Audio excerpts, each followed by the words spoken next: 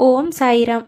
ಮಗು, ಜೀವನದಲ್ಲಿ ಸಿಕ್ಕವರೆಲ್ಲ ಸಕ್ಕರೆ ಎಂದು ತಿಳಿಯಬೇಡ. ಅತಿಯಾದ ಸಕ್ಕರೆಯು ಒಂದು ರೋಗವೆಂದು ಮರೆಯಬೇಡ. ಇಲ್ಲಿ ಎಲ್ಲರೂ ಸಕ್ಕರೆಯಂತೆ ಕಂಡರೂ ಅವರ ಒಳಗೆ ಹಾವಿನಂತೆ ವಿಷ ತುಂಬಿಕೊಂಡಿರುತ್ತಾರೆ. ಅವರೊಂದಿಗೆ ಕಣ್ಣಿದ್ದು ಕಾಣದ ಹಾಗೆ, ಕಿವಿಯಿದ್ದು ಕೇಳದ ಹಾಗೆ, ಮಾತಿದ್ದು ಮೂಕನ ಹಾಗೆ ಇದ್ದು ಬಿಡು. ಅವಶ್ಯಕತೆ ಇದ್ದಾಗ ನೆನಪು ಮಾಡಿಕೊಳ್ಳುವವರೇ ನಿನ್ನವರು, ಬುದ್ಧಿವಂತರು. ಅವರನ್ನು ನಿನ್ನವರೆಂದು ಅತಿಯಾಗಿ ನಂಬಿಕೆ ಇಟ್ಟು ನೊಂದ ಜೀವ ನಿನ್ನದು. ಕೆಲವೊಮ್ಮೆ ಸಾಕಿದ ಕೈ ಸ್ಪರ್ಶದಲ್ಲಿ ಪ್ರೀತಿಯ ಮೃದುತನ ಕಂಡ ಕುರಿಯ ಜೀವ ಅದೇ ಕೈಯಲ್ಲಿ ತನ್ನ ಅಂತ್ಯ ಬರೆದಿರುವುದನ್ನು ಅರಿಯದು.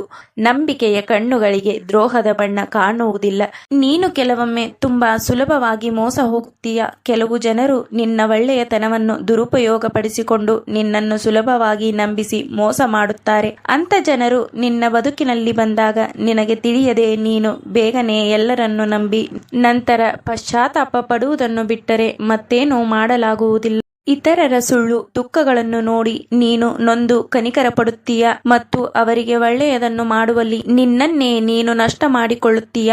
ಯಾರಾದರೂ ನಿನಗೆ ಸಾಸಿವೆ ಕಾಳಿನಷ್ಟು ಸಹಾಯ ಮಾಡಿದರೆ ನೀನು ಅವರಿಗೆ ಬೆಟ್ಟದಷ್ಟು ಸಹಾಯ ಮಾಡಲು ಮುಂದಾಗುವೆ. ಅದು ತಪ್ಪಲ್ಲ. ಆದರೆ ಕೆಲವೊಮ್ಮೆ ಕೆಲವರು ನಿನ್ನನ್ನು ಬಳಸಿಕೊಳ್ಳುತ್ತಿದ್ದಾರೆ. ಯಾವುದೋ ಒಂದು ಸ್ವಾರ್ಥಕ್ಕಾಗಿ ನಿನ್ನ ಜೊತೆ ಇದ್ದಾರೆ ಎಂದು ನಿನಗೆ ಅನಿಸುತ್ತಿದ್ದರೆ ನೀನು ಅವರಿಂದ ಸೂಕ್ಷ್ಮವಾಗಿ ದೂರವಾಗುವ ಪ್ರಯತ್ನ ಮಾಡು. ನಿನ್ನ ಹಣವನ್ನು, ನಿನ್ನ ಸಮಯವನ್ನು ಬಳಸಿಕೊಳ್ಳುವ ಸಂಬಂಧಗಳು ನಿನಗೆ ಬೇಡ. ನಿನ್ನವರು ನಿನ್ನಿಂದ ಬಯಸುವುದಿಲ್ಲ, ಬದಲಾಗಿ ನಿನಗೆ ನೀಡಲು ಮತ್ತು ನಿನ್ನನ್ನು ಅರ್ಥ ಮಾಡಿಕೊಳ್ಳಲು ಪ್ರಯತ್ನಿಸುತ್ತಾರೆ. ನಿನ್ನ ಜೊತೆ ಅವಶ್ಯಕತೆಗೆ ಇರುವವರು ನಿನ್ನಿಂದ ಏನೂ ಸಿಗದಿದ್ದಾಗ ನಿನಗೆ ನೋವು ನೀಡಿ ದೂರ ಸರಿಯುತ್ತಾರೆ. ಮಗು, ಅದಕ್ಕಾಗಿ ನೀನು ಮೊದಲು ಪರಿಸ್ಥಿತಿಗಳನ್ನು ಅರ್ಥ ಮಾಡಿಕೊಳ್ಳುವುದನ್ನು ಕಲಿಯಬೇಕು. ಸತ್ಯ ಮತ್ತು ಸುಳ್ಳಿನ ಸ್ವಾರ್ಥಗಳ ನಡುವಿನ ವ್ಯತ್ಯಾಸವನ್ನು ತಿಳಿದುಕೊಳ್ಳಬೇಕು. ಏನನ್ನೂ ಯೋಚಿಸದೆ ಇತರರ ಮೇಲೆ ಮಾಡುವ ನಿನ್ನ ಸಮಯ, ಪ್ರೀತಿ, ಹಣವನ್ನು ನಿನ್ನ ಮೇಲೆ ಖರ್ಚು ಮಾಡಿಕೊ. ನಿನಗಾಗಿ ಸಮಯವನ್ನು ನೀಡು. ನಿನ್ನನ್ನು ನೀನು ಪ್ರೀತಿಸು. ನಿನ್ನ ಆಗು ಹೋಗುಗಳ ಮೇಲೆ ನಿನ್ನೆಲ್ಲವನ್ನು ನೀಡು. ನಿನ್ನ ನೆಮ್ಮದಿಗಾಗಿ ನೀನು ಬಾಳು. ನಿನ್ನ ಮಕ್ಕಳು, ನಿನ್ನ ಹೆತ್ತವರು ನಿನ್ನ ನೋವನ್ನು ನೋಡಿ ನೊಂದುಕೊಳ್ಳುವ ಜೀವಗಳು, ನಿನಗಾಗಿ ಕಾಯುವ ಜೀವಗಳು, ನಿನ್ನ ನಗುವಿನಲ್ಲಿ ತಮ್ಮ ಸಂತೋಷವನ್ನು ಕಾಣುವವರು ಇದ್ದಾರೆ. ಅವರಿಗಾಗಿ ಬದುಕು, ಅವರಿಗೋಸ್ಕರ ನಗು. ಅವರ ಮೇಲೆ ಕೋಪ ಮಾಡಿಕೊಳ್ಳದೆ ಅವರನ್ನು ಅರ್ಥ ಮಾಡಿಕೊಂಡು ಅವರಿಗೂ ನಿನ್ನ ಅವಶ್ಯಕತೆ ಇದೆ ಎಂಬುದನ್ನು ಅರ್ಥ ಮಾಡಿಕೊ. ನಿನ್ನ ಹೆತ್ತವರಿಗೂ ನಿನ್ನ ಹೆತ್ತ ಮಕ್ಕಳಿಗೂ ಸ್ವಲ್ಪ ಸಮಯವನ್ನು ನೀಡು. ನಿನ್ನನ್ನು ನಂಬಿ ನಿನ್ನ ಕೈ ಹಿಡಿದಿರುವ ಜೀವಗಳಿಗಾಗಿ ನಿನ್ನ ಕಷ್ಟದ ಸಮಯದಲ್ಲಿ ನಿನಗೆ ಬೆಂಬಲವಾಗಿ ನಿಂತವರನ್ನು ಪ್ರೀತಿಸು, ಗೌರವಿಸು. ನಿನ್ನನ್ನು ನೋಯಿಸುವವರ ಚಿಂತೆಯನ್ನು ಬಿಟ್ಟು ಬಿಡು. ಈಗಿರುವ ನಿನ್ನ ಪರಿಸ್ಥಿತಿಯನ್ನು ನೋಡಿ ಕುಗ್ಗಬೇಡ. ನೀನು ಮಾಡಿರುವ ಒಳ್ಳೆಯ ಕರ್ಮದ ಫಲವು ನಿನ್ನನ್ನು ಕಾಯುವುದು. ಹಸಿದವರಿಗೆ ಅನ್ನ ನೀಡಿರುವೆ, ನೊಂದವರಿಗೆ ಸಾಂತ್ವನದ ಶಕ್ತಿಯಾಗಿರುವೆ ಎಂದ ಮೇಲೆ ನಿನ್ನ ಈ ಸಮಯವನ್ನು ನಾನಲ್ಲ, ಬದಲಾಗಿ ನಿನ್ನ ಕರ್ಮಗಳೇ ಕಾಪಾಡುವವು. ಕೆಲವರು ನಿನ್ನ ಕೆಟ್ಟ ಸಮಯವನ್ನು ನೋಡಿ ನಿನ್ನ ಬೆನ್ನ ಹಿಂದೆ ಮಾತನಾಡಿಕೊಳ್ಳುವರು ಎಂದು ದುಃಖಪಡಬೇಡ. ಅವರ ಮಾತುಗಳಿಗೆ ಕಿವಿಗೊಡದೆ ನೀನು ಮುಂದೆ ಹೆಜ್ಜೆಯನ್ನಿಡು. ಪರಿಸ್ಥಿತಿ ಎಷ್ಟೇ ಕಠಿಣವಾಗಿದ್ದರೂ ನೀನು ಆ ಪರಿಸ್ಥಿತಿಯಿಂದ ಖಂಡಿತವಾಗಿಯೂ ಪಾರಾಗುವೆ. ಆ ಪರಿಸ್ಥಿತಿಯ ಭಾವಬಂಧನದಿಂದ ದೂರಾಗುವಂತೆ ನಾನು ಮಾಡುತ್ತೇನೆ.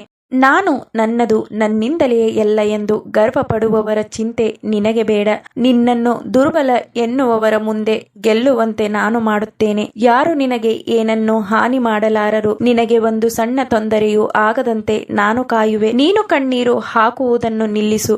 ಈ ಜಗತ್ತು ಕಣ್ಣೀರಿಗಲ್ಲ, ಬದಲಾಗಿ ಗಟ್ಟಿತನಕ್ಕೆ ಮಾತ್ರ ಬೆಲೆ ನೀಡುತ್ತದೆ. ನಿನ್ನ ಮುಖದ ಮೇಲೆ ನೋವನ್ನು ನೋಡಿ ನಗುವ ಜನರಿಗೆ ನಿನ್ನ ಗೆಲುವನ್ನು ನೋಡಿ ಏನಾಗಬಹುದು ಎಂದು ಯೋಚಿಸು. ಅಳುವುದನ್ನು ಬಿಟ್ಟು ಧೈರ್ಯದಿಂದ ಹೋರಾಡು. ನಿನ್ನ ಬಳಿ ಹಣವಿಲ್ಲವೆಂದರೆ ನಿನ್ನವರೇ ನಿನ್ನ ಜೊತೆ ಇರುವುದಿಲ್ಲ. ಅದಕ್ಕಾಗಿ ನಾಟಕದ ಸಂಬಂಧಗಳನ್ನು ಬಿಟ್ಟು ಸಂಪಾದನೆಯತ್ತ ಗಮನ ನೀಡು. ನಗು ಮುಖದೊಂದಿಗೆ ನಿನ್ನ ಮುಂದಿನ ಕಾರ್ಯಗಳನ್ನು ಆರಂಭಿಸು. ನಗು ಎನ್ನುವುದು ಎಲ್ಲ ಸಮಸ್ಯೆಗಳಿಗೂ ಪರಿಹಾರವಲ್ಲ, ಆದರೆ ಸಮಸ್ಯೆಗಳನ್ನು ಎದುರಿಸುವ ಶಕ್ತಿ ಆ ನಗುವಿನಲ್ಲಿರುವುದು. ಮನೆಯ ದೊಡ್ಡದಾದಂತೆಲ್ಲ ಮನಸ್ಸುಗಳ ನಡುವೆ ಮೌನದ ಗೋಡೆಗಳು ಏರುತ್ತಲೇ ಇರುತ್ತವೆ. ಮನೆ ಚಿಕ್ಕದಿದ್ದಾಗ ಸ್ಪರ್ಶಕ್ಕೂ ಮಾತಿಗೂ ಜಾಗ ಕಡಿಮೆ, ಆದರೆ ಮನಸ್ಸುಗಳಿಗೆ ಅಂತರವೇ ಇರುವುದಿಲ್ಲ. ಜೀವನದಲ್ಲಿ ಇದ್ದಾಗ ಕಿತ್ತಾಡಿ, ಇಲ್ಲದಾಗ ಹುಡುಕಾಡಿ, ಕೆಲವೊಮ್ಮೆ ಆಯ್ಕೆಗಳ ಮಧ್ಯೆ ಸಿಲುಕಿ ಬದುಕು ತಪ್ಪನ್ನೇ ಸರಿ ಎಂದು ಒಪ್ಪಿಕೊಳ್ಳುತ್ತದೆ. ಕೆಲವೊಮ್ಮೆ ಒಂದೇ ತಾಯಿಯ ಹೊಟ್ಟೆಯಲ್ಲಿ ಹುಟ್ಟಿದರೂ ಹಣೆಯ ಬರಹವು ಒಂದೇ ಆಗಿರುವುದಿಲ್ಲ. ವಿಪರ್ಯಾಸವೆಂದರೆ ಹೆತ್ತವರ ಪ್ರೀತಿಯಲ್ಲೂ ತೂಕದ ಬಟ್ಟುಗಳಿವೆ. ಅವು ಗಂಡು ಮತ್ತು ಹೆಣ್ಣು, ಚಾಣಾಕ್ಷ ಮತ್ತು ಮುಗ್ಧ, ಬಡವ ಮತ್ತು ಶ್ರೀಮಂತ ಎನ್ನುವುದರ ಮೇಲೆ ಅಳೆಯಲಾಗುತ್ತದೆ. ಆದರೆ ನನ್ನ ಶರಣದಲ್ಲಿ ಬಂದಿರುವ ನಿನ್ನನ್ನು ನಾನು ಯಾರೊಂದಿಗೂ ಹೋಲಿಕೆ ಮಾಡುವುದಿಲ್ಲ, ಏಕೆಂದರೆ ನನಗೆ ಎಲ್ಲರೂ ಒಂದೇ, ಎಲ್ಲರೂ ನನ್ನ ಮಕ್ಕಳೇ. ಬದುಕು ಎಂದರೆ ಕೇವಲ ಉಸಿರಾಡುವುದಲ್ಲ, ಬದುಕಿನ ಪ್ರತಿಕ್ಷಣವನ್ನು ನಿನ್ನ ಇಚ್ಛೆಯಂತೆಯೇ ಜೀವಿಸುವುದು, ಸಂಕಟಗಳನ್ನು ಸಂಭ್ರಮಗಳನ್ನಾಗಿ ಬದಲಾಯಿಸುವುದು. 100 ಬಾರಿ ಬದುಕು ಸಾಕೆಂದು ಎನಿಸಿದರೂ ಮರುಕ್ಷಣವೇ ನನ್ನ ಬಾಬಾ ನನ್ನ ಜೊತೆ ಇದ್ದಾರೆ, ಅದೇನಾಗುವುದೋ ನೋಡೋಣ ಎಂದು ಎದ್ದು ನಿಲ್ಲುವುದು. ನಿನ್ನ ಕೈ ಹಿಡಿದು ಭವಿಷ್ಯವನ್ನು ಹೇಳುವವರು 100 ಜನ ಇರಬಹುದು, ಆದರೆ ನಿನ್ನ ಕೈ ಹಿಡಿದು ಭವಿಷ್ಯವನ್ನೇ ರೂಪಿಸುವವನು ನಿನ್ನ ಗುರುವಾದ ನಾನು ಮಾತ್ರ. ಯಾರು ನಿನ್ನ ಮುಗ್ಧತೆಯನ್ನು ಅವರ ಸ್ವಾರ್ಥಕ್ಕಾಗಿ ಉಪಯೋಗಿಸಿಕೊಂಡು ನಿನ್ನ ಜೀವನವನ್ನು ನರಕ ಮಾಡಿ ನಿನ್ನನ್ನು ದಿನ ನೋವಿನಿಂದ ನರಳುವಂತೆ ಮಾಡಿರುವವರೋ ಅವರನ್ನು ನೀನು ಕ್ಷಮಿಸಿದರೂ ಕರ್ಮ ಅವರನ್ನು ಕಾಡದೆ ಬಿಡುವುದಿಲ್ಲ. ಕೆಲವರು ಮೋಸ ಮಾಡಬಹುದು, ಅವರ ತಪ್ಪನ್ನು ಮುಚ್ಚಿಕೊಳ್ಳಬಹುದು, ಆದರೆ ಅವರು ಮಾಡಿರುವುದಕ್ಕೆ ಎಂದಿಗೂ ನನ್ನಿಂದ ತಪ್ಪಿಸಿಕೊಳ್ಳಲು ಸಾಧ್ಯವಿಲ್ಲ, ಏಕೆಂದರೆ ನಾನು ಮರೆಯುವುದಿಲ್ಲ, ನಾನು ಕ್ಷಮಿಸುವುದಿಲ್ಲ. ನಾನು ಅವರಿಗೆ ಅವಕಾಶಗಳನ್ನು ಕೊಟ್ಟು ನೋಡಿದ್ದೇನೆ, ಅವರು ತಪ್ಪೊಪ್ಪಿಕೊಳ್ಳಲಿ ಎಂದು. ಆದರೆ ಅವರು ತಪ್ಪೊಪ್ಪಿಕೊಳ್ಳಲು ಯೋಚಿಸಿದರೆ ಕರ್ಮದ ಕಣ್ಣು ಅವರನ್ನು ಕಾಡದೇ ಬಿಡದು. ಇಲ್ಲಿ ಜಗತ್ತು ತತ್ವದ ಮೇಲೆ ನಡೆಯುತ್ತದೆ. ಚಳಿಗಾಲದಲ್ಲಿ ಕಾಯುವ ಸೂರ್ಯನನ್ನು ಬೇಸಿಗೆಯಲ್ಲಿ ತಿರಸ್ಕರಿಸುತ್ತಾರೆ.